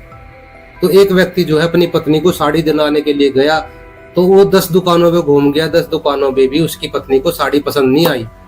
यानी तुम लोगों को जो है 10 दुकानों पे घूमने के बाद भी कोई प्रोडक्ट पसंद नहीं आता है, लेकिन तुम ये सोच बैठते हो कि जिस भी तुम आश्रम में जाओगे, पहले ही आश्रम में तुम्हें जो है सच्चा गुरु यानी पूरा गुरु मिल जाएगा। यानी 10 दुकानों में घूमने के बाद तुम्हें प्रोडक्ट पसंद नहीं आता, लेकिन जो भी तुम पहला ही गुरु देखते हो, तुम्हें हर गुरु तुम्हें पसंद आ जाता है, वो तुम्हें तुम्हारे हिसाब से अच्छा ही होता है। अच्छा गुरु जो होता है वो कोई परचून की दुकान नहीं है कि हर गली हर नुक्कड़ पे मिल जाएगी। अच्छे गुरु को ढूंढना पड़ता है। गरीबदास जी महाराज अपनी वाणी में बताते हैं, कोटो मध्य नहीं रे जुम्मकरा, कोई अरबों में कोई गरक सुनो भाई जुम्मकरा। गरक यानी पूरी तरह गरक, गरक यानी कंप्लीट, जिसके पास कोर्स हो, यानी सत मंत्र हो, सत भक्ति हो, नाम दीक्षा देने का आदेश हो, गुरु प्रणाली पूरी हो, कि ऊपर कोई ऐसा ना हो कि भाई जैसे राधा स्वामी जो शिवदयाल जी थे, उनका जो कोई गुरु नहीं था, यानी बिना गुरु की गद्दी राधा स्वामी वालों की है। तो ऑल इन रिस्पेक्ट, हर तरह से पूर्ण गुरु जो होता है वो करोड़ों में नहीं अरबों में होता है। तो वो अरबों वाला गुरु जो होता है, उसको ढूंढने के लिए दत्तात्रेय ने 24 गुरु बदले थे, 24, जब जाके उनको जो है पूर्ण गुरु मिले थे। सभी संतों ने, महापुरुषों ने, गरीबदास जी महाराज, रविदास जी महाराज, नानक देव जी, कबीर साहिब, इन सभी महापुरुषों ने जो है पैरामीटर बताया गया। तो इन्होंने सभी ने एक पैरामीटर बताया है पूर्ण गुरु की पहचान क्या होती है, और वेद और गीता में पूर्ण गुरु की पहचान लिखी हुई है। तो हमने ये वीडियो बनाई है पूर्ण गुरु की क्या पहचान होती है। तो पैरामीटर से चेक करके दिखाया है कि पूर्ण गुरु की क्या पहचान होती है, जाके ये देखिए, डिस्क्रिप्शन में लिंक होगा। मेरा दूसरा सवाल है, बाबा जी बड़े महाराज जी फरमाते थे, एक परोपकारी आता है और जेल के दरवाजे खोलकर कैदियों को आजाद कराता है। हम सब जीव भी कैद हैं, हम पर दया करो, इन आत्माओं को इस काल के जाल से, इस लोक से मुक्ति बख्शो। ਇਹਦਾ ਪਹਿਲਾ ਹਿੱਸਾ ਵੀ ਸੁਣਾ ਦੇਣਾ ਸੀ ਕਿ ਮਹਾਰਾਜ ਜੀ ਕੀ ਕਿਹਾ ਕਰਦੇ ਸੀਗੇ। ਮੁਕਤੀ ਚਾਹੁੰਦਾ ਕੌਣ ਹੈ? ਅਸੀਂ ਤਾਂ ਕੋਈ ਬੱਚੇ ਚਾਹੁੰਦਾ ਹੈ, ਕੋਈ ਦੌਲਤ ਚਾਹੁੰਦਾ ਹੈ, ਕੋਈ ਕੁਰਸੀ ਚਾਹੁੰਦਾ ਹੈ, ਕੋਈ ਕੁਛ ਚਾਹੁੰਦਾ है। देखो जी बाबा जी, जो कैदी हैं वो तो मुक्ति ही चाहते हैं, वो तो ये नहीं ਐਵੇਂ ਕਹਿਣ ਦੀਆਂ ਗੱਲਾਂ, ਮੁਕਤੀ ਚਾਹੁੰਦੇ ਆ ਤੇ ਫਿਰ ਦਿਖਾਓ ਆਪਣੀ ਕਰਨੀ ਵਿੱਚ। नहीं, जो बाबा जी जो कैद थे, ਜੇ ਬੱਚਾ ਚਾਹੁੰਦਾ ਹੈ ਕਿ ਮੈਂ MA BA ਦੀ ਡਿਗਰੀ ਹਾਸਲ ਕਰਾਂ, ਉਹ ਚਾਹਣ ਦੇ ਨਾਲ ਤਾਂ ਨਹੀਂ ਮਿਲ ਜੂਗੀ, ਉਹਨੂੰ ਮਿਹਨਤ ਕਰਨੀ ਪੈਂਦੀ ਹੈ। ਅਸੀਂ ਉਸ ਚੀਜ਼ ਨੂੰ ਆਪਣੀ ਕਰਨੀ ਵਿੱਚ ਦਿਖਾ ਰਹੇ ਹਾਂ, ਅਸੀਂ ਜ਼ਾਹਿਰ ਕਰ ਰਹੇ ਹਾਂ। ਸਾਡਾ ਧਿਆਨ ਤਾਂ ਦੁਨੀਆ 'ਚ ਫੈਲਿਆ ਹੋਇਆ ਹੈਗਾ। ਇਹ ਕਹਿਣ ਦੀਆਂ ਗੱਲਾਂ ਕਿ ਜੀ ਮੁਕਤੀ ਚਾਹੀਦੀ ਹੈ। ਹੁਣ ਮੈਂ ਕਹਾਂ ਜੀ ਮੈਨੂੰ ਭੁੱਖ ਲੱਗਦੀ ਹੈ, ਮਗਰ ਮੇਰੇ ਪੈਰ ਮੈਨੂੰ ਰੋਟੀ ਤੋਂ ਦੂਜੇ ਪਾਸੇ ਲੈ ਕੇ ਜਾ ਰਹੇ ਆ, ਤਾਂ ਮੇਰੀ ਭੁੱਖ ਕਿਵੇਂ ਮਿਟੂਗੀ? ਸੋ ਜੋ ਮੇਰਾ ਲਕਸ਼ ਹੈ, ਮੇਰੀ ਕਰਨੀ ਵਿੱਚ ਜ਼ਾਹਿਰ ਹੋਣਾ ਚਾਹੀਦਾ ਹੈ। ਜੇ मैं करनी विच जाहिर करूंगा, दुनिया की कोई ताकत नहीं मैनू रोक सकती। तो भाई ने बहुत अच्छा सवाल किया है। जो इन बड़े महाराज जी इनके जो है बोलते थे, ये बातें बताते थे कि एक परोपकारी आएगा, वो सभी आत्माओं को जो है काल की कैद से छुड़वाएगा। तो इस बात पे जो है बाबा जी को गुस्सा आ गया। उन्होंने बोला, मुक्ति चाहता कौन है यहाँ पर? और जो है सभी यहाँ माया मांगने आते हैं, कोई धन मांगने आता है, और जो है तुम्हारी भक्ति में कमी है, तुम दिखाओ, यानी तुम करो कुछ। अब देखो भाई, हम यहाँ काल की कैद में पड़े हैं, जेल में पड़े हैं, बंधे हुए हैं पाप कर्मों से, पाप कर्मों की जो जंजीरों से बंधे हुए हैं। अब कोई व्यक्ति कहे कि भाई मैं तो बंधा हुआ हूँ, क्या वो खुद को खोल सकता है? वो दूसरे से कहेगा कि भाई तू मुझे खोल दे, तभी तो खुल सकता है। कबीर साहब कहते हैं, बंदे से बंदा मिले कौन छूटे उपाय, और कर बंद की निर्बंध की पल में दे छुड़ाए। यानी हम सब आत्माएं बंधी हुई है और हमें गुरु भी बंधा ही हुआ ही मिल गया, जो खुद बंधा हुआ है, जो खुद के पाप कर्म नहीं काट सकता, खुद भी बीमारी से पीड़ित है, मतलब हम भी उसी रोग से पीड़ित है, हमारे गुरु भी उसी रोग से पीड़ित है। यानी एक बंधे हुए को बंधा हुआ मिल गया, तो किस विध छूटे उपाय, यानी वो कैसे खुलेंगे? कहते कर बंद की निर्बंध की पल में दे छुड़ा। यानी उस निर्बंध जो बंधा हुआ नहीं है, वो सतगुरु, वो कबीर परमात्मा, यानी सच्चा सतगुरु पूर्ण गुरु की भक्ति कर, वो तुझे छुड़वा देगा। यानी कि एक बंधे हुए व्यक्ति को वो व्यक्ति छुड़वा सकता है जो बंधा हुआ नहीं है। तो हम सभी आत्माएं जो है काल की कैद में बंधी हुई है, तो हमें वो परमात्मा जो है वो छुड़ाने के लिए धरती पे आता है। जैसे कोई कैदी जेल में बंद होता है तो वकील जो है उसका केस लड़ता है, वो वकील जो होता है वो उसे छुड़वाता है। तो वो परमात्मा, पूर्ण परमात्मा सतगुरु का रूप बना के धरती पे आता है और वो इस आत्मा केस लड़ता है और इस आत्मा को काल के जाल से छुड़वाता है। वो इसको सत भक्ति मोक्ष मंत्र देकर इसके पाप कर्मों को काटता है, पाप कर्मी रूपी बेड़े को काटता है। बाबा जी कह रहे हैं कि तुम अपनी करनी विधि दिखाओ, तुम करो, तुम्हें जो कुछ भी करना तुम्हें करना। ये तो वही बात होगी जैसे अब कोई कैदी है वो कहे कि भाई मुझे छुड़वाओ, मुझे छूटना है, वकील कहे नहीं तू अपने आप ही छूट ले, तू अपने आप ही करके दिखा। तो भाई वो अपने आप कैसे छूट सकता है? वकील ही तो छुड़वा सकता है उसको। तो ठीक इसी प्रकार ये आत्माएं पाप और पुण्य के जो जंजीरों से बंधी हुई है और इस काल जाल में जेल में पड़ी हुई है, कैदी है ये, तो इसको पूर्ण परमात्मा सतगुरु का रूप बना के आता है, वो छुड़वाता है इसको। ये खुद नहीं छूट सकती, वो वकील होता है। वो सतगुरु सच्चा गुरु जो है वकील होता है। कर ले गुरु वकील मुकदमा भारी है, कि भाई ऊपर बहुत भारी मुकदमा है, जिन्हीं गुरु को सतगुरु का वकील बना ले, यानी पूरे गुरु का वकील बना ले भाई, पूरे सच्चे गुरु सतगुरु को वकील बना ले। अब प्रमाण दिखाते कि वो कौन महापुरुष है जो सभी आत्माओं को काल की कैद से छुड़ाने के लिए आएगा। कबीर साहब ने 600 साल पहले क्या बताया था और पूरे विश्व में क्या होगा, कैसे उसकी पहचान होगी, किस तरह से वो पूरे विश्व को एक करेगा, सभी आत्माओं को काल की कैद से छुड़वाएगा, कैसे वो सभी आत्माओं को काल की कैद से छुड़वाएगा। देखिए परमात्मा फिर बताया है, देखना कि एक महापुरुष आएगा। ये देखिएगा, ये कबीर सागर है, वही जो आपको अभी पहले दिखाया था, ये कबीर सागर है। और इसके सबसम बोध नामक एक चैप्टर है और खंड इसका वही बोध सागर खंड है। 170 पृष्ठ से यहाँ से देखियो, ये सत्य कबीर वचन यानी परमात्मा के वचन है, लेकिन हमारे काम के ये यहाँ से है 171 पृष्ठ से। सबसम वेद बोध यहाँ लिखा है, अब 5 सहस और 500 यानी 5500 जब कलयुग बीत जाए, महापुरुष फरमान तब जग तारण को आए। 5500 जब कलयुग बीत जाएगा तब एक महापुरुष संसार का उद्धार करने के लिए आएगा और उसके पास सही फरमान होगा। फरमान माने वो मंत्र जाप आदेश। हिंदू तुर्क आदिक सब जेते जीव जहान और सत्य नाम की साख गहे वो पावे पद निर्वाण है। अब क्या बताया है कि हिंदू तुर्क, हिंदू और मुसलमान जो अलग अलग हो गए, और फिर और भी जो होंगे जैसे सिख और ईसाई आदिक यानी सभी जितने जीव जहान सतनाम की साख गए ये पावे पद निर्वाण। निर्वाण माने मोक्ष पद पाओगे सब के सब वो सतनाम प्राप्त करके इस दास से महापुरुष से। जैसे परमात्मा ने कहा था उस कबीर वाणी में कि सभी पंथों को मिटा के एक पंथ चलाऊंगा, उसके विषय में फिर दोहराया है कि वो कैसे एक होंगे। यथा सरित गण आप ही मिले सिंधु में धाये, सत सुकृत के मद तिमी सभी पंथ समाये। क्या बताया कि जैसे सरित गण यानी नदियां, सरित गण माने नारी नारी नदी, और आप ही उस समुद्र में जाकर वेग धाय माने शीघ्रता से मिल जाती हैं फटाफट, ऐसे उस सत सुकृत यानी उस सच्चे पंथ के मध्य जो हम चलाएंगे उसमें तिमी माने उसमें सब ऐसे ही समाये जैसे सरिता दरिया अपने आप समुद्र में सपीडते में जाकर मिल जाती है, एक हो जाते हैं, ऐसे सत सुकृत के मध्य सब पंथ समाये, सब एक हो जाएंगे। अब क्या बताते हैं परमात्मा धर्मदास, जो मैंने ये सबसम वेद में जो लिख दिया जो वचन बोले हैं ये जब लग पूर्ण होए नहीं ठीके को तिथिवार, और कपट चातुरी तब लो ये सब समवेद निर्धार। कहते हैं तब तक तो मेरे द्वारा ये बात कही गई सब संवेद वाली, ये गुप्त ज्ञान, सब संवेद माने गुप्त ज्ञान जो पहले भी रब भी कहा है, तो ये निराधार महसूस होगा जब लग पूर्ण होए नहीं ठीका, जो ठीक को तिथिवार यानी ठीक उस निर्धारित धरे हुए निर्धारित किए हुए समय की जो समय नहीं आएगा तब तक तो मेरा यो ज्ञान निराधार महसूस होगा। जब वो समय आ जाएगा ठीक का, जो है ठीक का दिन आवंत, युगंत लिखा आवंत, तो क्या होगा, सब ही नारी नर शुद्ध, सब कपट छोड़ के बुराई त्याग देंगे सब नर नारी, और जब ठीक का दिन आवंत और कपट चातुरी छोड़ के वो शरण कबीर गहनत।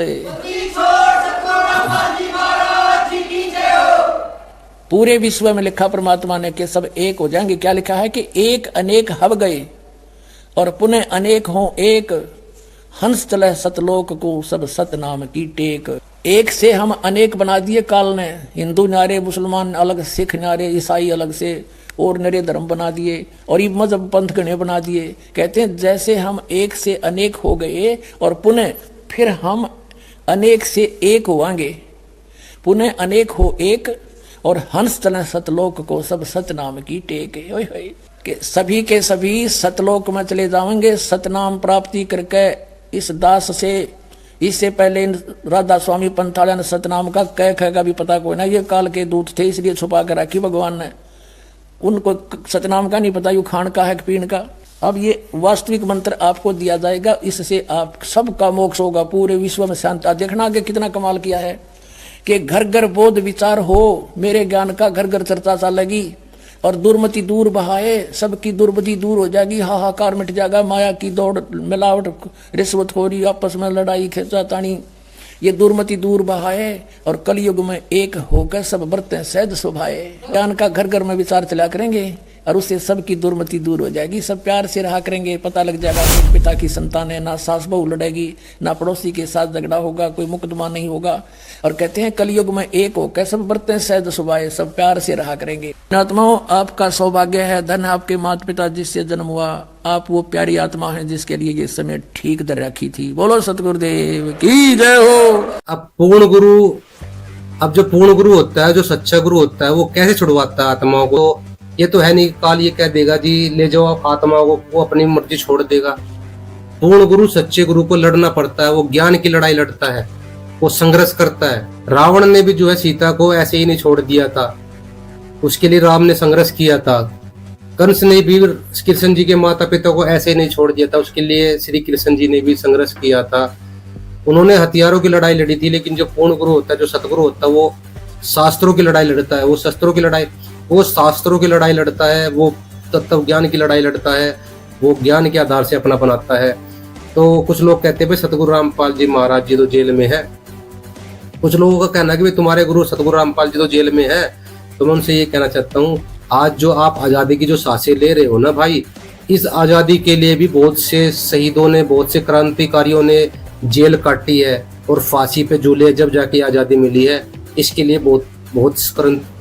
लिए बहुत क्रांतिकारियों ने संघर्ष किया है। तो ये आत्मा जो है इस काल की कैद में पड़ी है। इस आत्मा की आजादी के लिए भी उस सतगुरु को संघर्ष करना पड़ता है। संघर्ष जब जाके ये आत्मा काल के जाल से निकलती है। इस काल लोक के अंदर ना काल ने भी अपने ढेरों गुरुओं को भेज रखा है। इस बाजार में, इस संसार रूपी बाजार में काल की दुकानें भी बहुत है, काल के एजेंट भी बहुत है, काल के गुरु भी बहुत है। लेकिन वो सतगुरु जो होता है ना, वो धरती पे आता है, वो इन सभी काल के गुरुओं की, काल के एजेंटों के ज्ञान की खाल उतारता है। कहते हैं कबीर साहब, तारा मंडल बैठकर चांद बड़ाई खाए और उदय हुआ जब सूरज का सो तारों छिप जाए। यानी वो जो गुरु होता है ना, उसका ज्ञान सूरज की तरह होता है, और जो ये नकली अधूरे गुरु होते हैं, इनका ज्ञान जो होता है तारे और चंद्रमा की तरह होता है। रात के समय चंद्रमा की बड़ाई होती है, तारों के बीच में चंद्रमा सुशोभित होता है, लेकिन जब वो सूरज का उदय होता है ना, तो चांद और तारे दिखाई नहीं देते। तो सतगुरु रामपाल जी महाराज जी का ज्ञान सूर्य की तरह ही अब चमक रहा है, निकल रहा है। तो सतगुरु रामपाल जी महाराज सच की लड़ाई लड़ रहे हैं, संघर्ष कर रहे हैं, इन आत्माओं को काल से छुड़ाने के लिए संघर्ष हो रहा है। और तुम कहते हो सतगुरु रामपाल जी महाराज निंदा कर रहे हैं। अरे गवर्नमेंट ने दिखाए थे ये नोट नकली है, ये असली है, तो क्या गवर्नमेंट निंदा कर रही थी? किसी को असली और नकली बताना क्या निंदा होती है? अभी कुछ दिन पहले गवर्नमेंट ने कहा भाई ये दवाई जो है ये दवाई नहीं लेनी, ये दवाई बैन है, तो अब कोई कहे कि भाई गवर्नमेंट तो किसी की दवाइयों को जो है गलत बता रही है, गवर्नमेंट निंदा कर रही है। अरे भाई गलत को गलत ही तो बताया जाएगा, वो निंदा थोड़ी ना होगी। उस दवाई को खाकर क्या पता कितने लोगों को नुकसान हो जाएगा। तो गवर्नमेंट तो परोपकार का काम कर रही है, ठीक इसी प्रकार सतगुरु रामपाल जी महाराज जी भी परोपकार का काम कर रहे हैं। लेकिन गवर्नमेंट ने असली और नकली दोनों नोट को दिखाया, ये असली है नकली नोट है, तो ये निंदा नहीं थी। अगर कोई इस चीज को निंदा कहता है या तो वो नकली नोट छापने वालों का ग्रुप में से होगा या फिर नकली नोट छाप रहा हुआ वो व्यक्ति बोल सकता है निंदा कर रहे हैं। कहते हैं वो कबीर साहिब है जिसका कभी अंत नहीं होता, और जिसकी जिंदगी में संघर्ष ना वो संत नहीं होता। जो परोपकार ना करे वो संत नहीं होता। जो गलत के खिलाफ आवाज ना उठाए वो संत नहीं होता। जो अज्ञान और पाखंड के खिलाफ आवाज ना उठाए वो भी संत नहीं होता। जो सतगुरु होता है ना, जो पूर्ण गुरु होता है, वो इस धरती पे आता है और वो जो है इस पूरे विश्व को सुधार के जाता है। जैसे 600 साल पहले कबीर साहिब आए थे, उन्होंने कितना संघर्ष किया था। उनके साथ तरह तरह की यातनाएं दी गई थी, उनको तेल के कढ़ाई में डाला गया था, उनको मारने की कोशिश की गई थी, उनको तलवार से काटा गया था, तोप के गोले तक मारे गए थे। 52 कसनी कबीर साहब की पढ़ के देखना। नानक देव जी को भी बाबर की जेल में रहना पड़ा था। तो संतों ने तो संघर्ष किया, जो पूर्ण गुरु उन्होंने संघर्ष किया है। तो सतगुरु रामपाल जी महाराज जी जेल में, ये कहते जो जेल में है, अरे सतगुरु रामपाल जी महाराज जेल में रहकर भी अपनी शक्ति को दिन प्रतिदिन बढ़ाते जा रहे हैं। सतगुरु रामपाल जी महाराज जी का ये जो शरीर है जेल में दिखाई दे रहा है, लेकिन उनका जो इलेक्ट्रॉनिक शरीर है 13 चैनलों पे आता है और सोशल मीडिया पे उनका इलेक्ट्रॉनिक शरीर सत्संग कर रहा है और 13 चैनलों पे उनका सत्संग आ रहा है। जिस समय सतगुरु रामपाल जी महाराज जेल में गए थे, एक चैनल पे सत्संग आता था, आज 13 चैनल पे सत्संग आता है। 500 प्लस नामदान सेंटर है। उस समय केवल एक आश्रम था, आज 11 बड़े बड़े आश्रम है। और हर 2 महीने में जेल में बैठकर संत रामपाल जी महाराज पूरे विश्व को भंडारा खिलाते देसी घी का। ये कोई आम इंसान नहीं कर सकता, ये पूर्ण गुरु पूर्ण सतगुरु ही कर सकता है। सतगुरु रामपाल जी महाराज कोई आम इंसान मत समझना, इस बात को आप दिमाग से निकाल लो। उनकी सत भक्ति और सत मंत्रों से लाखों लोगों की बीमारियां ठीक हो रही है, उनके दुख दूर हो रहे हैं, लोग उनसे जुड़ रहे हैं। ਹੁਣ ਮੈਂ ਕਹਾਂ ਜੀ ਮੈਨੂੰ ਭੁੱਖ ਲੱਗਦੀ ਹੈ, ਮਗਰ ਮੇਰੇ ਪੈਰ ਮੈਨੂੰ ਰੋਟੀ ਤੋਂ ਦੂਜੇ ਪਾਸੇ ਲੈ ਕੇ ਜਾ ਰਹੇ ਆ, ਤਾਂ ਮੇਰੀ ਭੁੱਖ ਕਿਵੇਂ ਮਿਟੂਗੀ? ਸੋ ਜੋ ਮੇਰਾ ਲਕਸ਼ ਹੈ ਮੇਰੀ ਕਰਨੀ ਵਿੱਚ ਜ਼ਾਹਿਰ ਹੋਣਾ ਚਾਹੀਦਾ ਹੈ। ਜੇ ਮੈਂ ਕਰਨੀ ਵਿੱਚ ਜ਼ਾਹਿਰ ਕਰੂੰਗਾ, ਦੁਨੀਆ ਦੀ ਕੋਈ ਤਾਕਤ ਨਹੀਂ ਮੈਨੂੰ ਰੋਕ ਸਕਦੀ। ਮਗਰ ਕੰਟਰਡਿਕਸ਼ਨ ਕੀ ਹੈ? ਅਸੀਂ ਸੋਚਦੇ ਕੁਛ ਹਾਂ, ਕਰਦੇ ਕੁਛ ਹਾਂ। 24 ਘੰਟਿਆਂ ਵਿੱਚੋਂ ਨਹੀਂ, ਤੁਸੀਂ ਮੈਨੂੰ ਦੱਸੋ 24 ਘੰਟਿਆਂ ਵਿੱਚੋਂ ਤੁਸੀਂ ਮਾਲਿਕ ਨੂੰ ਕਿੰਨਾ ਯਾਦ ਕਰਦੇ ਹੋ ਔਰ ਦੁਨੀਆ ਨੂੰ ਕਿੰਨਾ ਯਾਦ ਕਰਦੇ ਹੋ? ਔਰ ਫਿਰ ਅਸੀਂ ਕਹਿੰਦੇ ਆ ਕਿ ਜੀ ਮਾਲਿਕ ਨਹੀਂ ਮਿਲਿਆ, ਉਹ ਭਲੇ ਮਾਨਸੋ, ਮੈਂ ਇੱਥੋਂ ਦਿੱਲੀ ਜਾਣਾ ਔਰ ਮੈਂ ਤੁਰ ਰਿਹਾ, ਮੈਂ ਅੰਮ੍ਰਿਤਸਰ ਵੱਲ, मैं दिल्ली पहुंच सकता? तो फिर बाबा जी दया मेरे का। राधा स्वामी बाबा जी ने बताया है कि अगर जाना है दिल्ली और आप जा रहे हो अमृतसर, तो क्या आप मंजिल हासिल कर लोगे? तो आइए देखते हैं कि दिल्ली किस तरफ है और अमृतसर किस तरफ है। तो जो दिल्ली जा रहे हैं, जिन महापुरुषों ने मोक्ष प्राप्त किया, नानक देव जी, गरीबदास जी, रविदास जी, धर्मदास जी, कबीर साहब, वो दिल्ली की तरफ गए। उन्होंने क्या बताया है दिल्ली की तरफ, दिल्ली की क्या पहचान है, उन्होंने क्या बताई गई है? महापुरुष दिल्ली गए हैं, उन्होंने बताया है सत भक्ति से, सत मंत्रों से पाप कर्मों का नाश हो सकता है और भयंकर से भयंकर बीमारी भी समाप्त हो सकती है। लेकिन कुछ जो संत अपोजिट जा रहे हैं, यानी समझो अमृतसर की तरफ जा रहे हैं, वो ये कह रहे हैं कि पाप कर्म नहीं कट सकते, पाप कर्म तो भोगने ही पड़ेंगे, और अब जो है जो रोग है, शरीर के रोग है, वो भी भोगने पड़ेंगे। भक्ति करो, उससे तुम्हारा कल्याण होगा। तो जो संत है वो जो दिल्ली की तरफ गए वो तो कुछ बता रहे हैं, जो अमृतसर की तरफ जा रहे हैं वो कुछ और बता रहे हैं। यानी तो जो दिल्ली की तरफ जो संत महापुरुष गए, उन्होंने बताया है, जिन्होंने मोक्ष प्राप्त किया, उन्होंने बताया गया भाई होक्का नहीं पीना है, होक्का पीना भयंकर बीमारी है। उन्होंने होक्के का बहुत घोर विरोध किया है। उन्होंने कहा होक्का नहीं पीना, तंबाकू नहीं पीना, तो ये जो है भक्ति मार्ग में बाधक है। और दूसरी तरफ जो राधा स्वामी के जो हेड थे, शिव दयाल जी जो थे, वो जो है होक्का पीते थे। यानी ये जो है अमृतसर की तरफ जा रहे हैं। रविदास जी, नानक देव जी, कबीर साहब ने सभी ने गुरु बनाया और सभी ने गुरु बनाने पर जोर दिया। रामकृष्ण से कौन बड़ा, उन्होंने भी गुरु की ना, 3 लोग के वे धनी गुरु आज्ञा दिना, यानी रामकृष्ण ने भी गुरु बनाया। इन संसार में सभी महापुरुषों ने गुरु बनाया, गुरु बनाकर ही पार हो सकता है। तो इनकी जो गुरु प्रणाली थी वो भी गुरु वाली थी। लेकिन राधा स्वामी के जो शिवदयाल थे वो हेड ऑफ, तो राधा स्वामी के जो हेड थे शिवदयाल जी, वो जो है उनका कोई गुरु नहीं था। इनकी किताबों में ही लिखा हुआ है, आप जाकर के वीडियो देखना, डिस्क्रिप्शन में लिंक है। तो राधा स्वामी जी जो तो राधा स्वामी की जो गुरु परंपरा है वो बिना गुरु की गद्दी है। उनका जो ऊपर शिव दयाल जी का कोई गुरु नहीं था, वो बिना गुरु की गद्दी है जो राधा स्वामी वालों की है। ये बिल्कुल अमृतसर की तरफ जा रहे हैं। जो दिल्ली की तरफ गए, जिन्होंने मोक्ष प्राप्त किया, उन महापुरुषों ने कभी मेडिटेशन नहीं किया, कभी समाधि नहीं लगाई। उन्होंने कहा है कि खुली आंखों से ही परमात्मा का दीदार होता है, खुली आंखों से ही सहज समाधि लगाने के बारे में बताया। जबकि जो राधा स्वामी जी वाले हैं ये कह रहे हैं कि मेडिटेशन यानी ध्यान लगाना है, आंखें बंद करके ये मेडिटेशन करते हैं, हठ योग करते हैं, जो कि शास्त्र विरुद्ध है। और गीता में भी इसका विरुद्ध, गीता में भी मेडिटेशन के लिए मना किया गया है। तो इससे इन सभी चीजों तो इन सभी बातों से सिद्ध होता है कि राधा स्वामी वाले जो है ये अमृतसर की तरफ जा रहे हैं, दिल्ली की तरफ ना जा करके। बाबा जी मैं ये पूछना चाहनी हाँ भी सानू किस तरह पता चलता है कि ਅਸੀਂ ਇੱਕ ਸਹੀ ਦਿਸ਼ਾ ਵੱਲ ਜਾ ਰਹੇ ਹਾਂ? ਕੀ ਪੈਰਾਮੀਟਰਸ ਨੇ ਉਹਦੇ ਦੱਸੋ। ਬੇਟਾ ਜਿਹੜੀ ਚੀਜ਼ ਮਾਲਕ ਦੀ ਤਰਫ ਲੈ ਕੇ ਜਾਂਦੀ ਹੈ ਉਹ ਚੰਗੀ ਹੈ, ਜਿਹੜੀ ਮਾਲਕ ਤੋਂ ਦੂਰ ਲੈ ਕੇ ਜਾਂਦੀ ਹੈ ਉਹ ਸਾਨੂੰ ਨਹੀਂ ਕਰਨਾ ਚਾਹੀਦਾ ਬੇਟਾ, ਸਿੱਧੀ ਜੀ। ਮਤਲਬ ਸਾਨੂੰ ਕਿੱਦਾਂ ਪਤਾ ਲੱਗਦਾ ਵੀ ਅਸੀਂ ਸਹੀ ਜਾ ਰਹੇ ਹਾਂ? ਬੇਟਾ ਉਹਦੇ ਨਾਲ ਅੰਦਰੋਂ ਇੱਕ ਖੁਸ਼ੀ ਜੀ ਪੈਦਾ ਹੋਣ ਲੱਗ ਪੈਂਦੀ ਹੈ। ਠੀਕ ਹੈ ਬਾਬਾ ਜੀ, ਬਸ ਮੈਂ ਇਹੀ ਕਹਿਣਾ ਚਾਹੁੰਦੀ ਹਾਂ ਵੀ ਮੈਨੂੰ ਕੁਝ ਨਹੀਂ ਚਾਹੀਦਾ, तुझ भी ना कुछ मंगना, सिर दुखा दे दुख मैनू बस बाबा जी मैं सैटिस्फाइड होना चाहनी हाँ, मैं है नहीं हाँ और मैं होर होना चाहनी हाँ, तो मैनू समर्थ बख्शो इस चीज की। मैंने बहुत अच्छा सवाल किया है कि कैसे पता चलता है कि हम सही दिशा जा रहे हैं। तो बाबा जी ने सवाल उत्तर दिया कि खुशी महसूस होने लगती है। जब खुशी महसूस होने लगे तो समझ लेना कि हम सही दिशा जा रहे हैं। तो देखो खुशी तो इंसान अगर गलत दिशा जा रहा है, गलत रास्ते पे जा रहा है, उसको खुशी वहां भी मिल रही है। अगर उसको खुशी ना मिले तो गलत रास्ते पे जाए क्यों? तो बहन को कोई सेटिस्फेक्शन वाला जवाब नहीं मिला। उत्तर सुनिए। जैसे हम स्कूल में पढ़ते थे तो हम जब स्कूल में सवाल को हल करते थे तो कैसे पता चलता था कि हमारा जो सवाल है वो सही हो रहा है, हम सही दिशा जा रहे हैं? तो किताब के अंत में जो है उत्तरमाला दी गई थी, जिसको पैरामीटर बोलते हैं। तो जब हम सवाल निकालते थे तो सवाल के जो उत्तर को उत्तरमाला से मैच करते थे। अगर हमारा सवाल का उत्तर उस उत्तरमाला से मैच हो जाता तो हम सब सही मान लेते थे कि सवाल बिल्कुल सही है। अगर मैच नहीं होता तो हम निकालते रहते थे, चाहे 2 घंटे हो जाए, 3 घंटे हो जाए सवाल को, जब तक हमारा सवाल सही उससे मैच ना हो जाए तब तक निकालते रहते थे। बात जब हम दूसरी तरह से बताऊं, जैसे हम घर से निकलते हैं और किसी अनजान रास्ते पर चलते हैं, हमें पता नहीं होता हम सही दिशा जा रहे हैं या नहीं जा रहे, तो हम क्या करते हैं गूगल मैप निकालते हैं। तो गूगल मैप को हम जब खोलते हैं तो उससे हम अपने रास्ते को मिलाते हैं कि गूगल मैप क्या बता रहा है, हम किस तरफ जा रहे हैं। तो जो गूगल मैप बता रहा है हम अपने रास्ते को उसी रास्ते पर कर लेते हैं। यानी जब हमारा जो रास्ता गूगल मैप से मैच हो जाता है तो हमें कन्फर्म हो जाता है कि हम सही रास्ते पर जा रहे हैं। तो गूगल मैप जो है वो पैरामीटर होता है कि तो गूगल मैप के द्वारा हम जब चलते हैं तो हम अपनी मंजिल पे पहुंच जाते हैं। तो पैरामीटर गूगल मैप बना।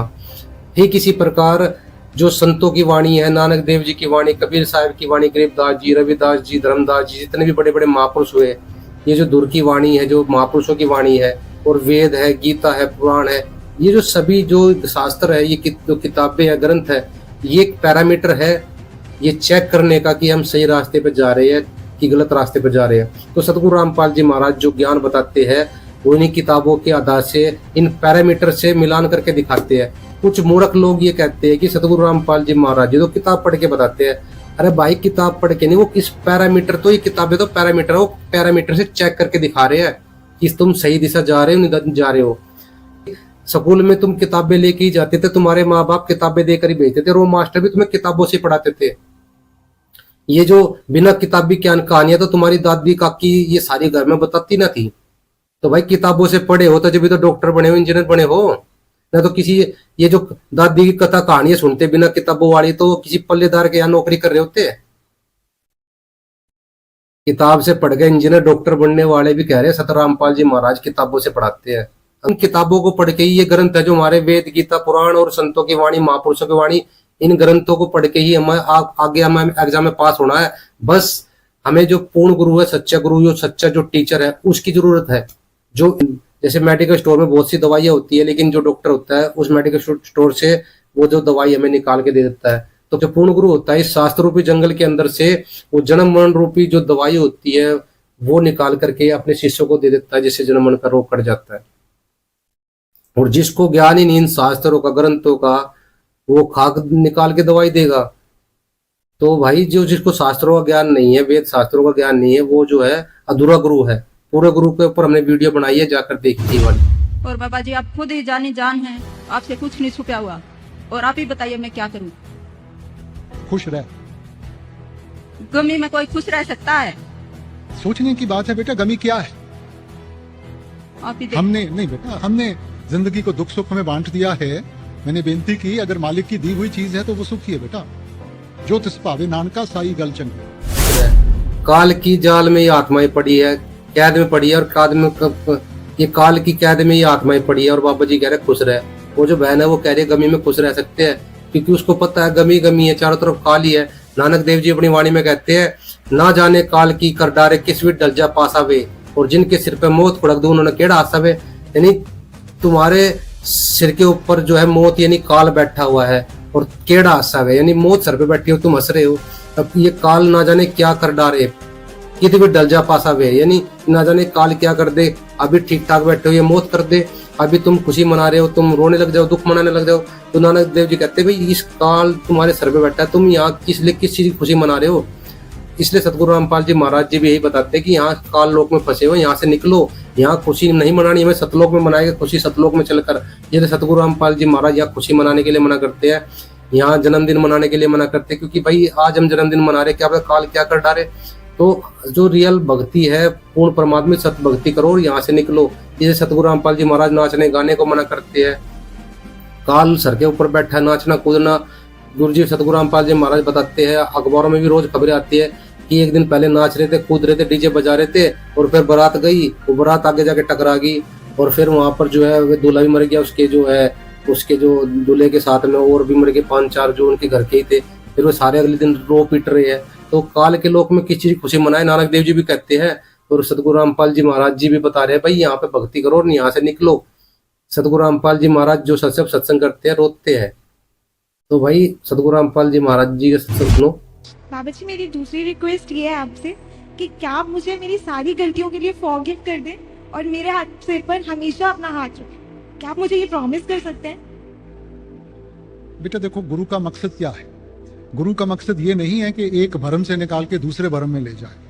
गुरु का मकसद है कि हमें सच का एहसास दिलाए कि सच क्या है। और बेटा सच ये है कि हर एक को अपने कर्मों का हिसाब किताब देना पड़ेगा। ये हमारी गलत फहमी है कि हम सोचते हैं कि गलती करके अगर माफी मांग लेंगे तो वो कार्य हमारा ठीक हो जाएगा। नहीं होगा। कर्मी आपको अपनी के नेड़े के दू, कर्म जो करेगा तू वही फिर भोगना भरना। सो बेटा ये तो अपनी मन की शांति है कि मैंने माफी मांग ली, मगर कर्म का हिसाब किताब तो देना पड़ेगा बेटा। सो इसलिए बेहतर ये है कि हम सोच समझ के कदम उठाएं। बाबा जी मैं प्रॉमिस कि मैं आगे से जो भी स्टेप लूंगी वो बहुत सोच समझ के लूंगी, पर जो अनजाने में मुझसे गलती हुई होंगी उसके लिए सिर्फ मुझे फॉरगिव कर देना। बेटा मैं कौन होता हूँ फॉरगिव करने वाला? आप ऐसे मत सोचें, जिंदगी से सीखें। अगर सीख के जिंदगी को संवारेंगी, मालिक की बख्शिश ही बख्शिश। थैंक यू सो मच बाबा जी। क्योंकि ये अक्षेत्र ऐसा है, ये लोक ऐसा है, यहाँ पर पाप तो बिना करे भी होंगे और पुण्य करने से ही बनेंगे। और हम जो भी इस क्षेत्र में घूमते हैं, काल के लोक में रहते हैं, जो भी क्रियाएं करते हैं, इसमें पाप तो ऑटोमेटिकली हो जाएंगे बिना करे। पृथ्वी ऊपर पग जो धारे, करोड़ जीव एक दिन में मारे। इतने सूक्ष्म प्राणी हैं, इसके जमीन पर उड़ रहे हैं, हवा में जमीन पर चिपके रहते हैं, कि करोड़ जीवों की हत्या करके ये प्राणी विश्राम लेता है। सत्तर ब्राह्मण की है हत्या, जो चौका तुम देवो नेता। रोज पोछा लगाते हो, चूल्हा चौका चलाते हो, उससे पहले लीपते हो, आजकल तो पोछा लगाया जाता है, उसमें 70 ब्राह्मण जैसी हत्या हो जाती है। अब ब्राह्मण को क्यों साथ लिया इस वाणी में? क्योंकि हमारे धर्मगुरु ये कहा करते थे कि एक ब्राह्मण माने भक्त की हत्या कर दी जाए तो करोड़ भी मंत्र जाप कर ले तो भी वो हत्या का पाप कटे नहीं। तो परमात्मा बता रहे हैं कि तुम जो साधना आप कर रही हो वो साधना पाप नाशक है ही नहीं, चाहे लाख करोड़ के थे अरब मंत्र जाप कर लियो।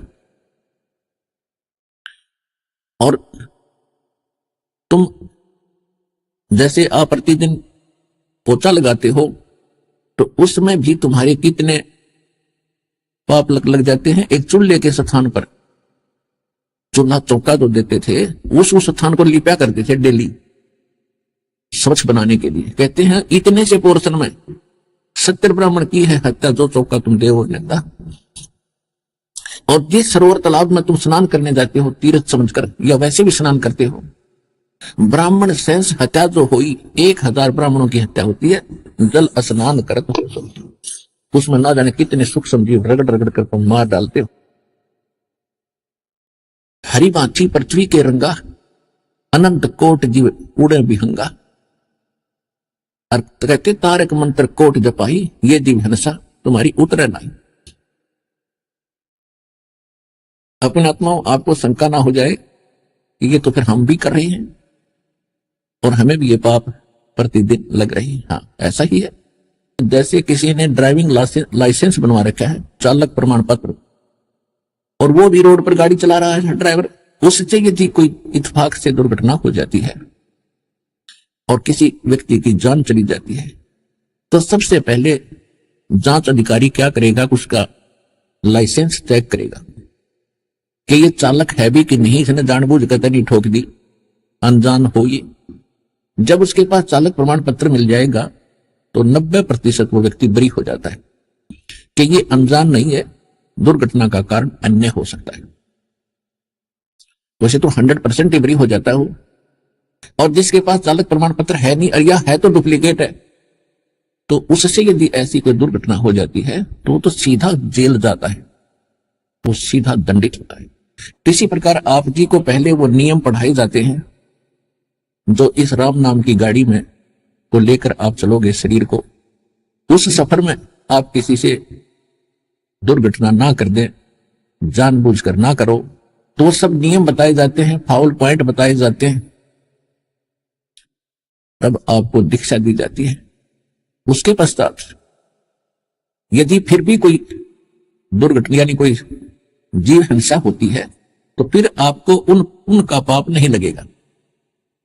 जैसे हाली खेत में हल जोतता है, एक हलाई होती है 30-40 फुट चौड़ी और 200 फुट लंबा अक्षेत्र, 1 एकड़ का 200 फुट लंबा, 30-40 फुट चौड़ा।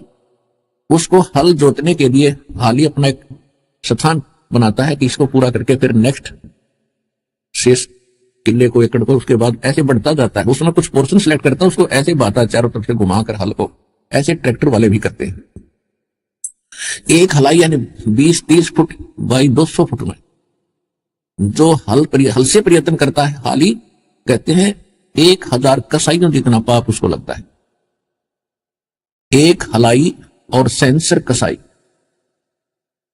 अब ये पाप उसको होता है। फिर उसको पुण्य भी होता है, क्योंकि जब वो फसल पकती है उसमें से दाने अपने आप जमीन पर गिरते हैं, उसको चींटी, पशु, पक्षी और खाते हैं, तृप्त होते हैं। तो जब तक हम परमात्मा की शरण में नहीं आते और हम लाइसेंस नहीं बनवाते, यानी संत से दीक्षा नहीं लेते अधिकारी से, तब तक हमें दोनों ही अकाउंट, दोनों ही हमारे संग जो कर्म है, पुण्य और पाप, दोनों संग्रहित होते चले जाएंगे।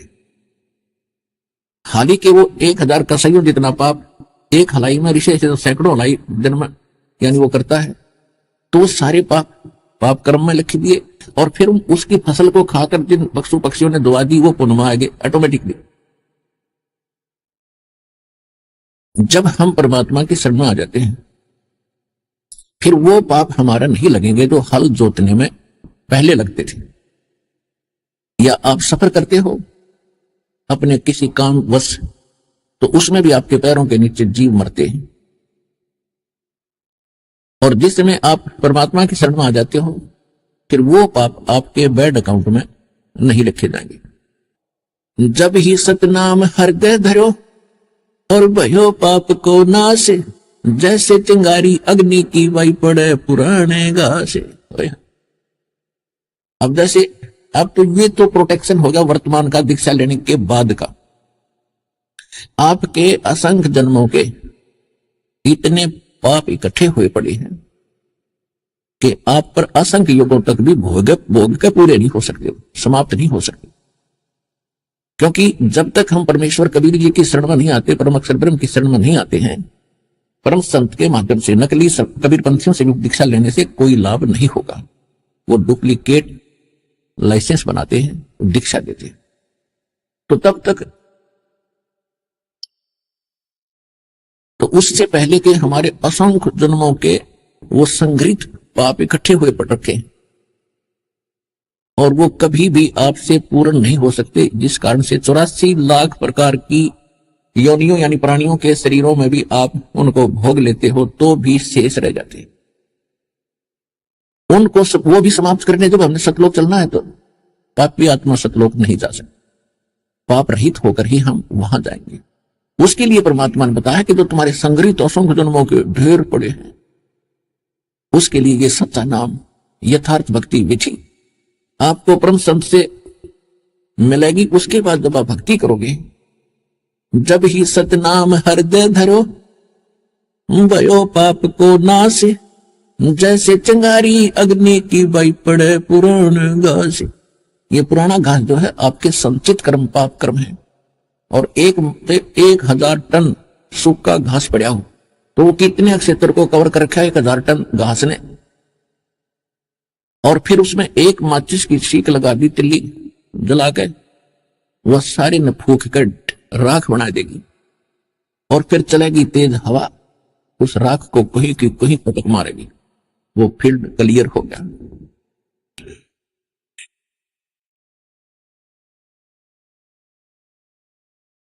जैसे सूरज के आगे बदरा ऐसे कर्म छयारे, प्रेम की पवन करे चित मंजन जल के तेज नयारे। जैसे सूरज के आगे बादल छा जाते हैं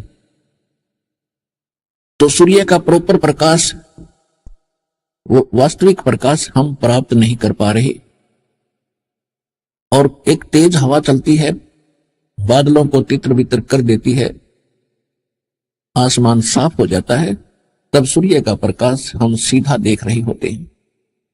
ऐसे ही कहते हैं, जैसे सूरज के आगे बदरा ऐसे कर्म छयारे, जैसे सूर्य के सामने बादल आ जाते हैं, इस प्रकार परमात्मा और आत्मा के बीच में ये पाप कर्मों के बादल छाए हुए हैं, और प्रेम की पवन, प्रेम की हवा चलेगी, और करे चितमंजन, फिर झलके तेज नयारे।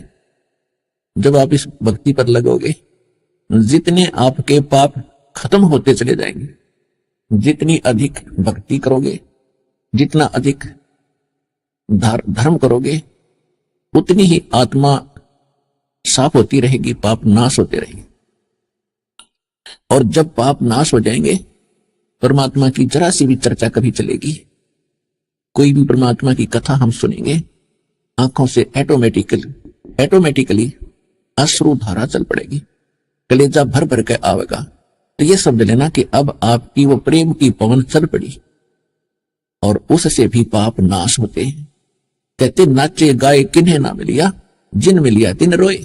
बहुत से संत कहते हैं पाप कर्म तो कटेंगे नहीं, ध्यान लगाओ, भक्ति करो और सुमरण बढ़ाओ, तो आप जो है मोक्ष प्राप्त कर लोगे।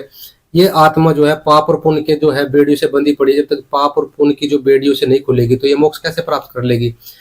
और बिना पाप कर्म कटे ही हम यहाँ से आजाद हो जाएंगे, मोक्ष प्राप्त कर लेंगे, ये एक सपने जैसी बात नहीं है। लाल जी महाराज जो सतनाम का जो मंत्र देते हैं, जो नानक देव जी ने भी जाप किया है, तो उस सतनाम के जो 2 अक्षर का जो मंत्र है, उस मंत्र से हमारे पाप कर्म जलकर नाश हो जाते हैं। कभी साहब कहते जब भी सतनाम हृदय धरो, भयो पाप को नाश, मानो चिंगारी अग्नि की पड़ी पुरानी घास। यानी जैसे पुरानी घास में एक अग्नि की चिंगारी लग जाए, जैसे सबको जलाकर राख कर देती है, इसी तरह वो जो मंत्र होता है हमारे पाप कर्मों को जलाकर राख कर देता है। कुछ लोग कहते हैं भाई कि तुम जो संत रामपाल जी महाराज जी शिष्य हो, तुम भी तो चलते हो जमीन पर, तुम भी तो पोछा लगाते हो, तुम्हारे पैरों के नीचे जीव नहीं मरते। जैसे ये कपड़े होते हैं, हम कपड़े पहनते हैं, गंदे तो हो गई, अब भाई काम तो करना पड़ेगा, कपड़े पहनने भी पड़ेंगे, बिना कपड़े पहने नहीं रह सकते, लेकिन गंदे हो गए, काम करेंगे। लेकिन इसके लिए साबुन है, साबुन से इन कपड़ों को धो लो दोबारा से, फिर ये स्वच्छ हो जाएंगे, साफ हो जाएंगे। तो इसी तरह से जो सतनाम का मंत्र होता है वो साबुन का काम करता है। तो क्या कबीर साहब कहते हैं, इच्छा कर मारे नहीं और बिन मच्छा मर जावे। कबीर साहब कहते हैं इच्छा कर मारे नहीं, बिन इच्छा मर जाए, क्या कबीर ताश का पाप नहीं लगे। सतगुरु रामपाल जी महाराज जी बताते हैं कि जो अगर तुम जानबूझकर नहीं मारते, अनजाने में जो जीव मरते हैं, उनका तुम्हें पाप नहीं लगेगा। ये जो नाम मंत्र, जो सतनाम का मंत्र, ये उन पापों को नाश कर देगा। और जानबूझ के पाप करोगे तो फिर तुम्हें माफी नहीं है। जानबूझकर पाप करोगे तो फिर परमात्मा की नजरों में गिर जाओगे, परमात्मा का कनेक्शन कट जाएगा। इसलिए भगत जो होता है जानबूझ के पाप करता नहीं, अनजाने के पाप परमात्मा नाश कर देता है। और जो पिछले पिछले जो पाप कर्म है, जैसे इस बहन ने सवाल किया है कि जी बाबा जी मुझे बख्श दो, मेरे पिछले गुनाह बख्श दो, आगे मैं गुनाह नहीं करूंगी। बाबा जी कहते हैं मैं कौन होता हूँ बख्शने वाला। तो पूर्ण सतगुरु पूर्ण गुरु जो होता है वो आपके पिछले और अगले सभी गुनाहों को बख्श देता है। सदना कसाई जैसे को पार किया कबीर साहब ने। सदना कसाई, जो कसाई था वो इतने बकरों को काटता था। कहते हैं कबीर साहब कहते हैं, सतगुरु रामपाल जी महाराज कहते हैं कि पारस गुण अवगुण ना देके कर दे कंचन खरो। यानी पारस जो होता है, एक जो कसाई के घर में छुरा रखा हो और एक पंडित के घर में छुरा रखा हो, वो दोनों ही अगर उस पारस से टच हो जाए, पारस से टच हो जाए तो पारस दोनों को सोना बना देता है। ठीक इसी प्रकार अगर कसाई जिसने कितने भी बुरे कर्म कर रखे हो, कितना भी घोर पापी हो, तो वो परमात्मा उसके भी पापों को नाश करके उसको भी पूर्ण मोक्ष प्राप्त करा देता है। लेकिन शर्त ये होता है कि आगे पाप नहीं करेगा। जैसे कसाई है, उसने बकरे मारने छोड़ दिए, आगे उसने पाप कर्म छोड़ दिए, पिछले सारे पाप कर्मों को परमात्मा ने नाश कर दिया। तो इस समय पूर्ण गुरु धरती पर सतगुरु रामपाल जी महाराज जी है। मैं सभी हाथ जोड़ से प्रार्थना करता हूँ सतगुरु रामपाल जी महाराज जी से नाम दीक्षा लेकर अपना कल्याण करवाए। और अगर आपको अभी भी कोई शंका है, डाउट है, सतगुरु रामपाल जी महाराज जी का सत्संग सुने, उनके ज्ञान को समझे, उनके ज्ञान को समझ करके उसके बाद नाम दीक्षा ले। वीडियो बनाई गई है, एक सार शब्द क्या है, पूर्ण मोक्ष क्या होता है, पूर्ण गुरु के बारे में वीडियो बनाई है। इन दोनों वीडियो को आप जाकर देखिए। और सभी को राम राम, सत्साई बंदी छोड़, सतगुरु रामपाल जी महाराज जी की जय।